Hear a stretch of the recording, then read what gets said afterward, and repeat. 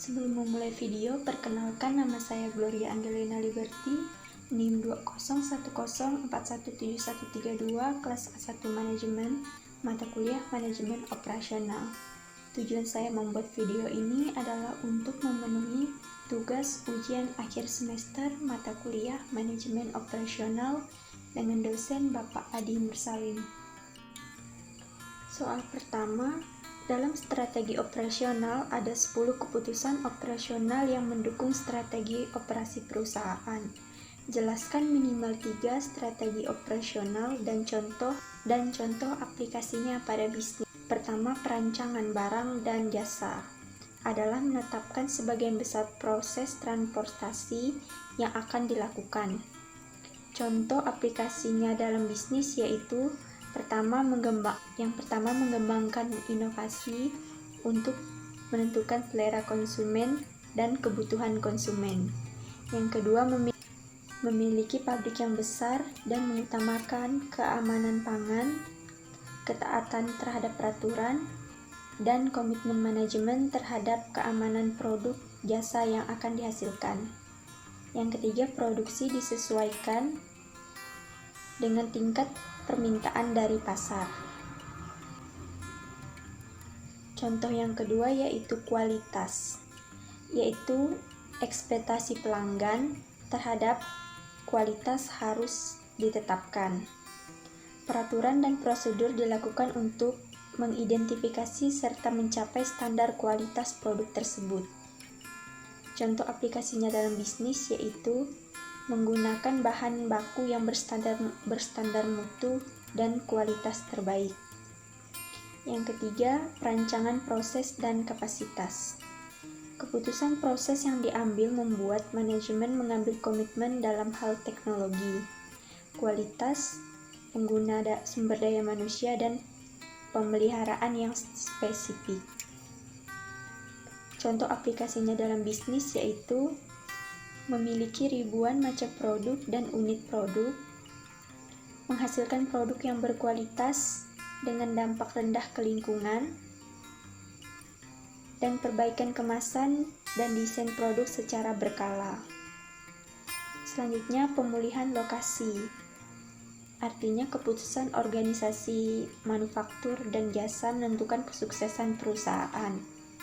Contoh aplikasinya dalam bisnis yaitu lokasi perusahaan dekat dengan sumber bahan baku dari komoditi terbaik dan terletak di kawasan industri. Yang kelima, sumber daya manusia dan rancangan pekerjaan. Manusia merupakan bagian yang integral dan mahal dari perusahaan keseluruhan rancangan sistem. Contoh aplikasinya dalam bisnis yaitu perusahaan mempekerjakan tenaga kerja yang potensial dan berkualitas. Selanjutnya, soal nomor 2. Samsung dikenal sebagai salah satu produsen smartphone berkelas tinggi di dunia. Menurut Anda, terkait posisi strategis produknya, tindakan-tindakan operasional apakah yang akan dilakukan Samsung secara global pada aspek produk, kualitas, proses, lokasi, dan tata letak? Yang pertama, dari segi produk. Samsung mempertahankan basis aset yang didasarkan pada kebutuhan konsumen. Dan Samsung akan mencari hal apa yang dibutuhkan konsumen, kemudian mengembangkan produk yang dibutuhkan oleh konsumen tersebut. Kedua, kualitas. Samsung akan menjaga dan mengembangkan ekosistem bisnis lain yang terkait, seperti penyediaan layanan operator dan juga pengembangan konten dan aplikasi. Yang ketiga, proses. Samsung akan memperkenalkan produknya dengan cara mengiklankan produknya meskipun sudah terkenal sebagai global brand. Yang keempat, lokasi dan tata letak. Perusahaan Samsung akan terus menjalin kerjasama dengan perusahaan lain untuk mendistribusikan produknya ke pasar dunia. Selanjutnya, soal nomor 3, jelaskan apakah yang dimaksud dengan value engineering atau memperkaya nilai dalam proses desain barang dan jasa. Jawabannya adalah suatu susunan metode untuk mengurangi biaya produksi atau penggunaan barang dan jasa tanpa mengurangi mutu atau yang diperlukan atau performa. Konsep dari value engineering adalah penekanan biaya produk atau jasa dengan melibatkan prinsip-prinsip engineering. Teknik ini berusaha untuk mencapai mutu yang minimal, sama, dan yang direncanakan dengan biaya seminimal mungkin. Proses perencanaan yang dilakukan dalam pelaksanaan value engineering selalu didasarkan pada fungsi-fungsi yang dibutuhkan serta nilai-nilai yang diperoleh. Selanjutnya soal nomor 4. Dalam strategi pengembangan produk, selain optimalisasi sumber daya internal, alasan lainnya adalah external product development strategy. Sebutkan dan jelaskan minimal 2 strategi eksternal yang dapat digunakan perusahaan dalam pengembangan produk tersebut. Jawabannya adalah strategi eksternal yang dapat digunakan perusahaan dalam pengembangan produk tersebut. Yang pertama, strategi peningkatan kualitas, yaitu produsen dapat meningkatkan daya tahan produk atau dengan meningkatkan kehandalan dan kecepatan pelayan terhadap konsumen. Terdapat 4 indikator yang dapat meningkatkan keistimewaan suatu produk, seperti kualitas bahan yang dipakai, keanekaragaman, kenyamanan dalam pemakaian suatu produk bagi penggunanya.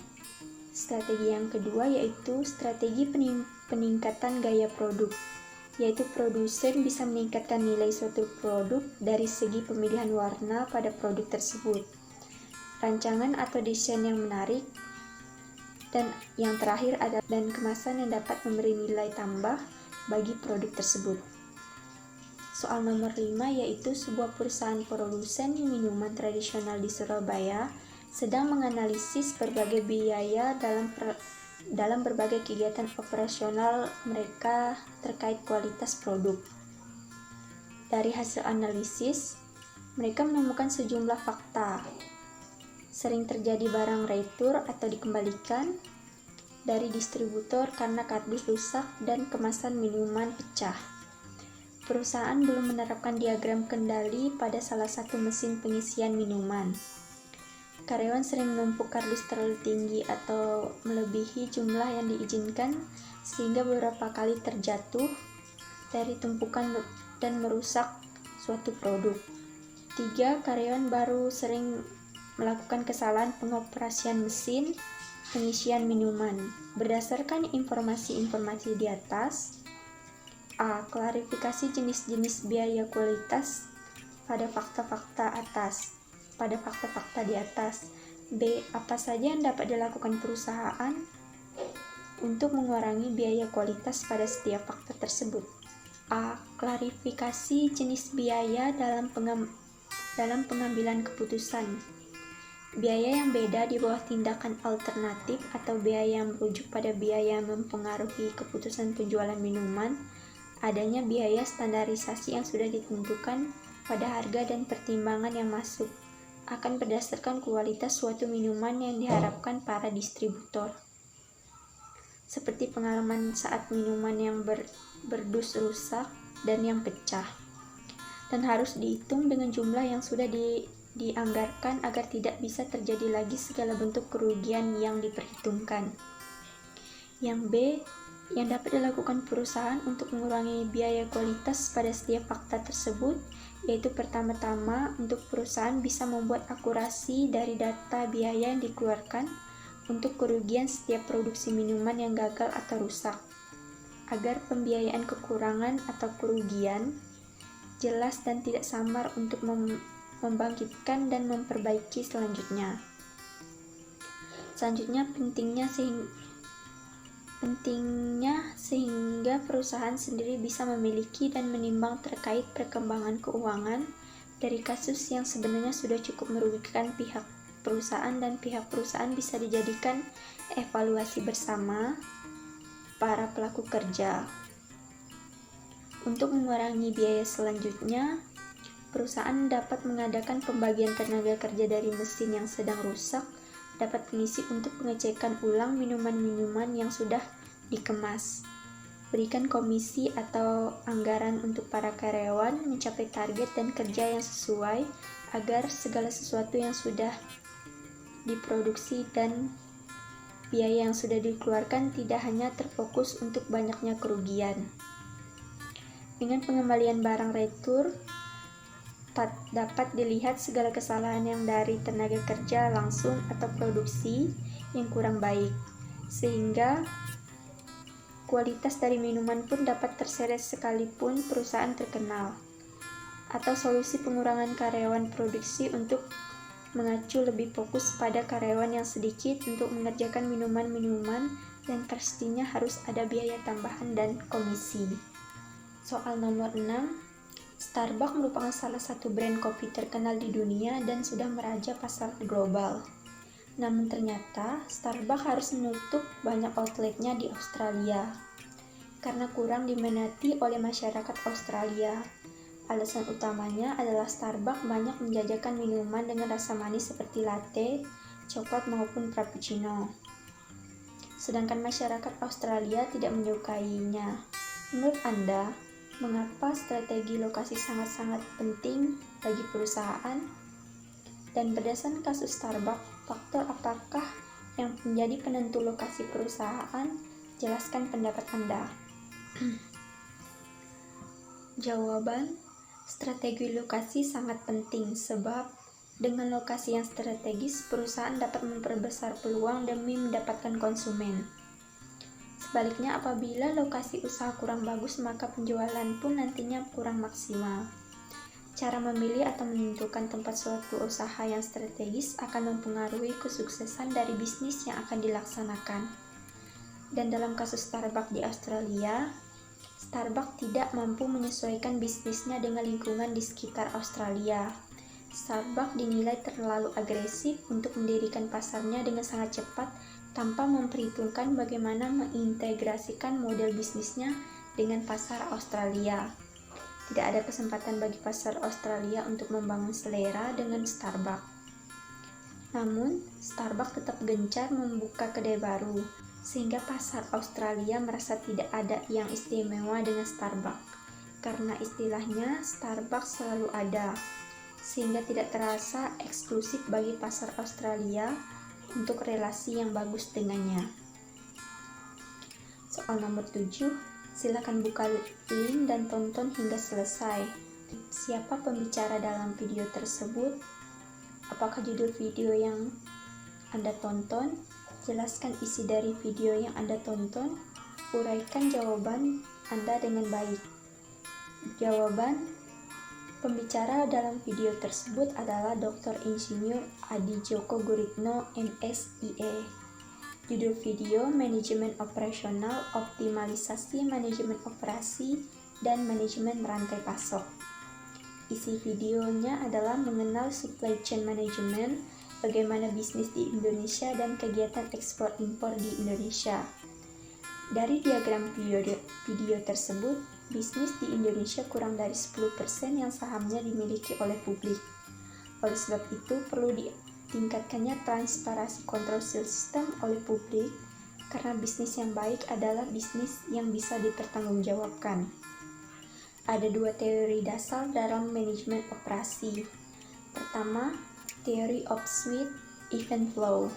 Teori ini mengatakan produktivitas untuk proses seperti proses tenaga kerja, mesin, bahan atau faktor produktivitas akan meningkat bila kecepatan dari material atau bahan yang masuk dalam sistem operasi tersebut, dan peningkatan variabilitas yang terkait dengan kebutuhan proses atau dengan langkah dalam proses itu sendiri, sehingga kita bisa memahami berbagai jenis sistem produksi terkait kecepatan material masuk dan variabilitas produk yang dihasilkan. Sumbu vertikal disebut speed of flow atau kecepatan material masuk dalam sistem, sedangkan sumbu horizontal disebut dengan demand variability atau variabilitas permintaan. Proses produksi yang efisien terletak pada garis diagonal dari kiri atas sampai kanan bawah. Teori yang kedua yaitu teori performance frontiers. Teori Performance Frontiers. Teori ini mengatakan ada batasan maksimal output yang dapat dihasilkan dari setiap himpunan input dengan pertimbangan teknis. Logistik.